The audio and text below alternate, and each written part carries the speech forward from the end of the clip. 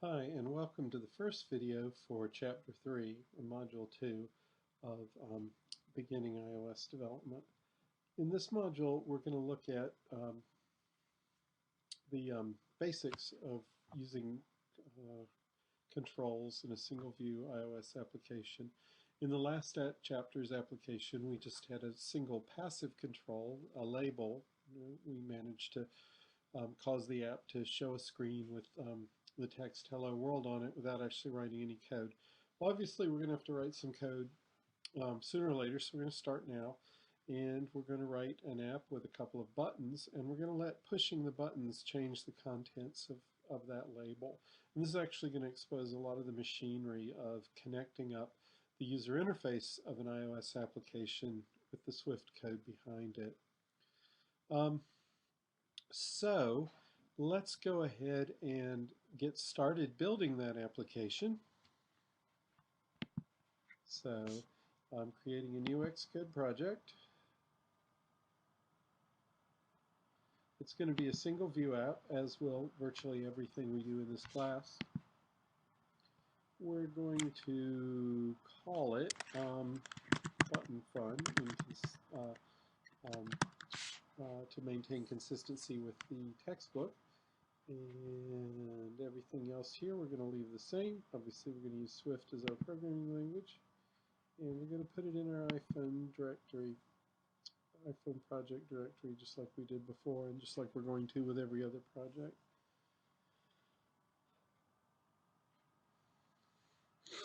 We don't need to make any changes to the project screen in this case. We're going to go with the defaults for everything. We're once again building for Xcode 9.3. We don't care about assigning certificate, and our deployment target is going to be iOS 11. So you'll notice over here in the Files Inspector a number of things. We mentioned that there are a couple of Swift files that go with every project.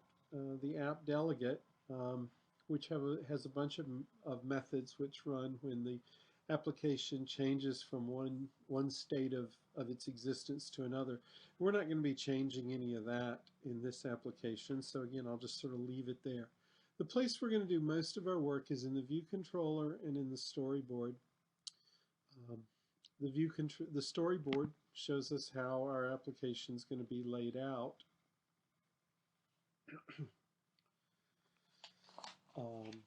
And how we're going to transition from view to view if we have more than one view.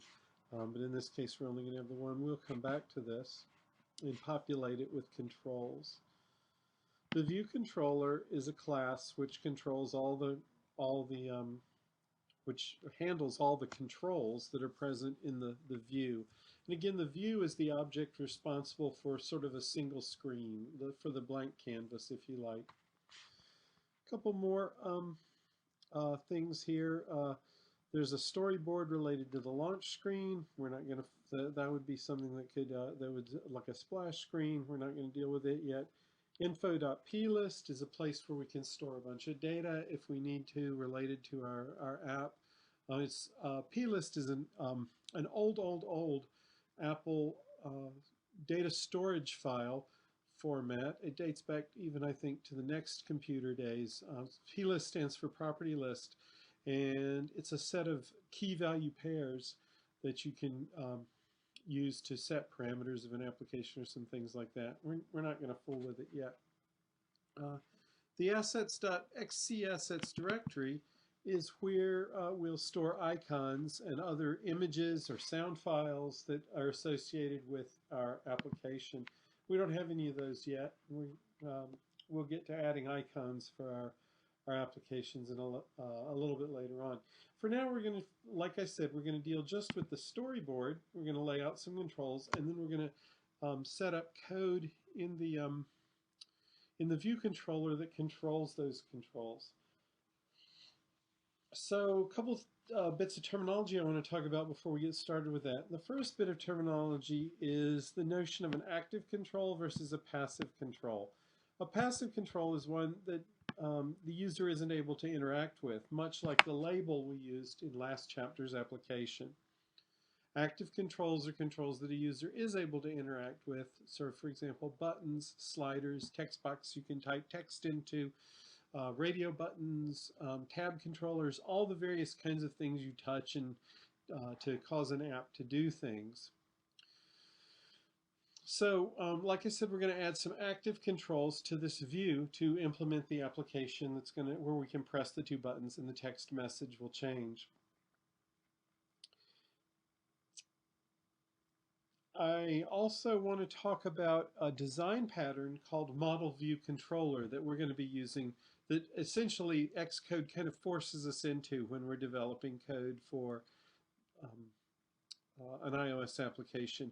The idea of model view controller dates back to sort of the, I don't know, I won't say the early days of Windows mouse kind of code development, but sort of the mid days of it. The way that kind of code typically works is that a user touches things in the user interface or clicks a mouse in the case of older laptop or desktop windowing kinds of environments, and things happen. So some people call it a WIMP interface, in the WI from Windows and the MP from mouse pointer. And we're using that kind of a paradigm for programming here, except we're using the touch screen and our finger as the windows and the mouse. The idea of a design pattern, if you haven't heard that terminology, is really just sort of a way of organizing your code, or a template if you like.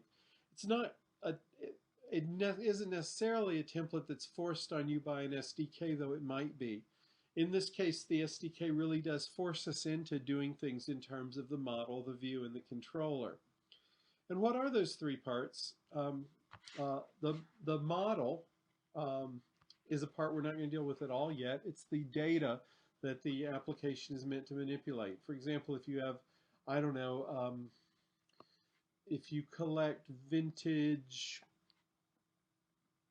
I don't know, typewriters, and you want to keep an app to have a database of your typewriters in it, the information in that database would be the model. And we're not to that level yet. We're not looking at applications that sophisticated.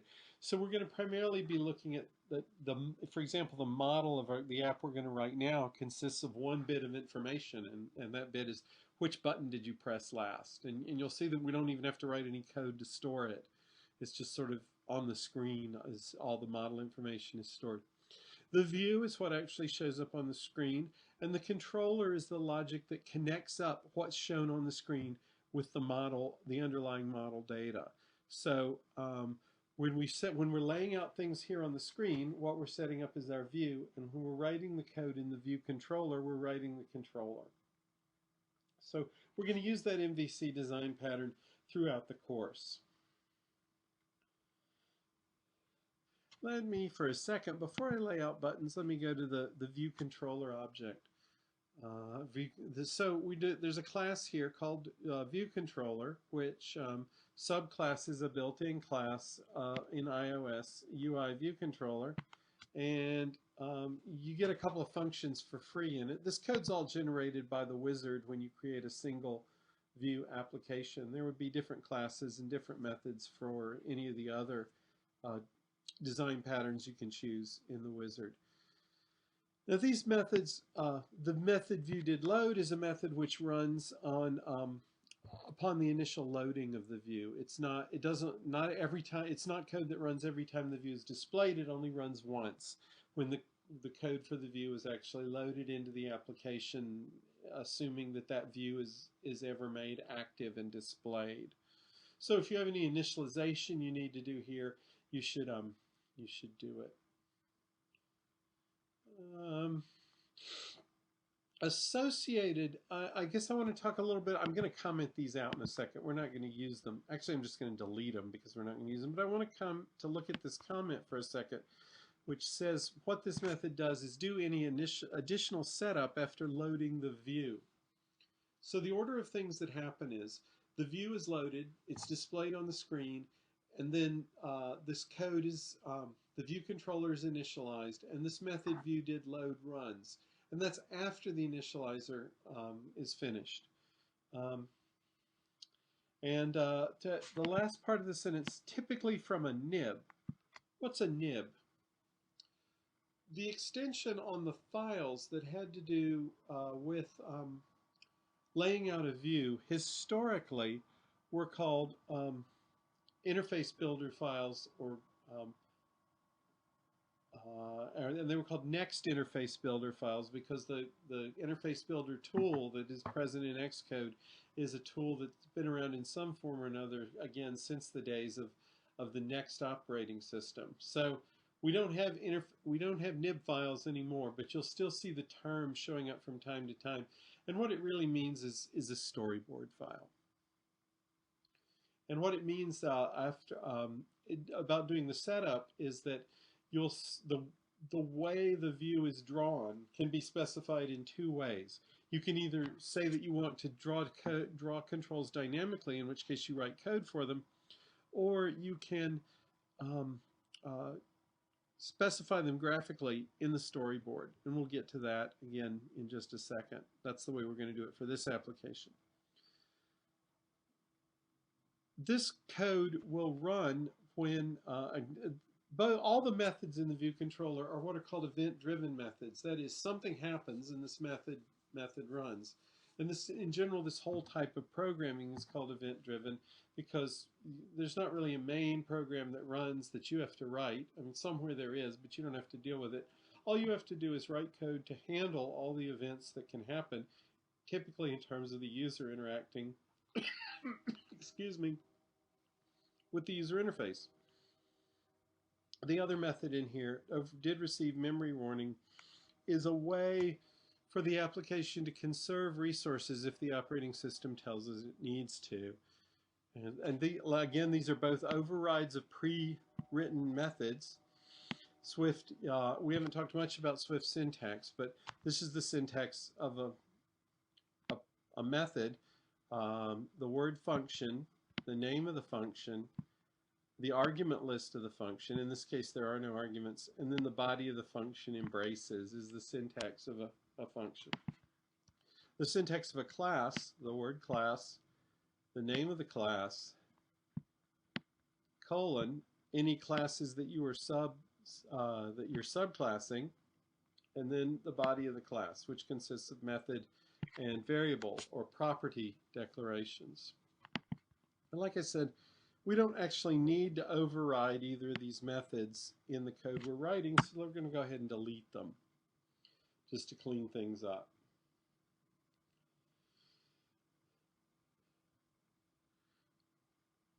So we're sort of set to add code here. The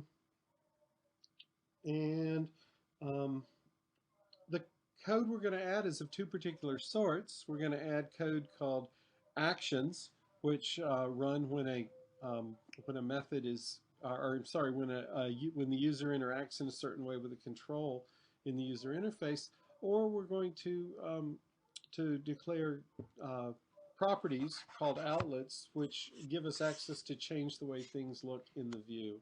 So actions and outlets are two important terms we're going to come back to as we develop this app. Let's go to our main storyboard now. And we're going to create a couple buttons and a label, and then we're going to generate code for those to use those buttons and label. So handily, the library of controllers is here in the lower right-hand corner.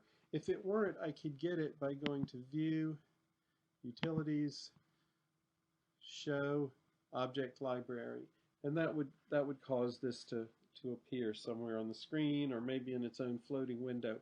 But we're going to select controls for here and drag and drop them into our view where we want them to show up, much like we did in the first application we did in the last module. So I said we want a label. We're going to use that to reflect the status of which button is pressed. So I'm going to go ahead and place that label here. You'll notice the blue dotted line. The blue dotted line is telling me it's centered, and having things centered or aligned with certain distances from the edges or with respect to other controls is part of what Apple specifies as good application design. And all that's specified in a document called the Apple Human Interface Guidelines. I may have mentioned it, I think, last video. I've put a link to it in the on the Canvas page for this module. But here's what it looks like. There's a set of human interface guidelines for each of Apple's operating systems: Mac OS, iOS, tvOS, and watchOS. And obviously, we're concerned with the iOS one. So if you click on it, this is what the table of contents looks like.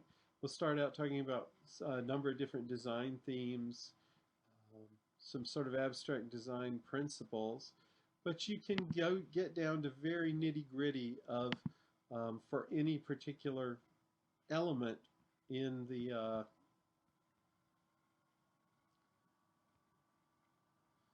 user interface what things should look like. For example, here is some guidelines on how a table should be made to look. So you can always refer to this if you're sort of wondering how you ought to lay out a particular view in an iOS application. You get some guidance on it. For now, we're just going to use the built-in help that the interface builder has for us to make sure that things are centered and lined up and so forth. If I want to put this sort of near the top, if I go up here, a blue line shows up telling me I'm about as close as you want to get to the top, because you've got to leave space for the status bar that has things like the time and the charge in the battery, number of bars of signal strength you have for Wi-Fi or 4G service or something like that. I'm going to move it down a little bit just because I think that looks good. And again, we're going to change this label, the text of the label, by modifying its properties. And in particular, one of the properties called an outlet, we're going to be able to modify in the code that runs when the buttons are pressed. So we'll be getting back to setting that outlet. But let's put our buttons in place. So I'll search for a button. I just want basic buttons. In early versions of iOS, buttons had outlines. You could see that they sort of looked like a button. That went away.